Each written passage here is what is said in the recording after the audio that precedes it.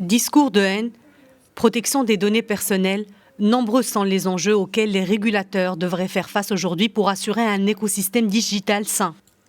Pour répondre à cette attente, la Haute Autorité de la communication audiovisuelle organise une rencontre internationale d'échange entre les régulateurs membres du réseau africain de régulation de la communication, du réseau francophone des régulateurs des médias et des représentants d'instances de régulation d'autres régions du monde. Les effets, disruptifs et multifacettes de la révolution digitale ont touché non seulement les écosystèmes médiatiques, mais aussi les sociétés et les individus, ce qui a interpellé les régulateurs des médias qui se sont vus devant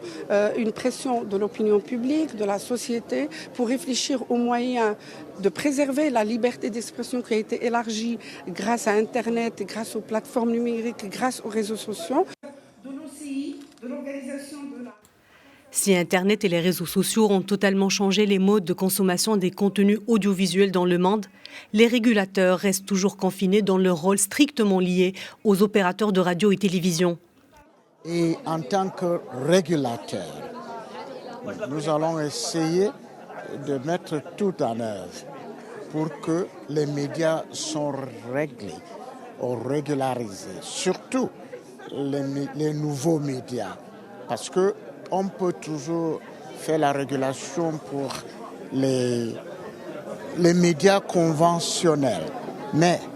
avec les réseaux sociaux, c'est très difficile. Au cours de cette conférence, tous les intervenants convergent pour une action urgente en vue d'une transformation digitale des médias qui favorise la culture de la transparence et de la responsabilité. À l'occasion de cette rencontre, donc, il y a le RIARC, donc le réseau des régulateurs africains, et le REFRAM, dans un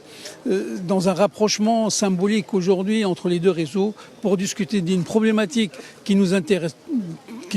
tous, qui nous interpelle. Qu'est-ce qu'on peut faire en tant que régulateur à cette ère numérique où les plateformes maintenant ont leur mot à dire, où les réseaux sociaux aussi envahissent un petit peu la sphère médiatique. Durant 2 jours, plusieurs débats sont prévus. Objectif, soulever les problématiques générées par la transformation numérique et trouver des solutions qui appellent à la fois des réponses dans chaque pays et des positions à l'échelle de la communauté internationale.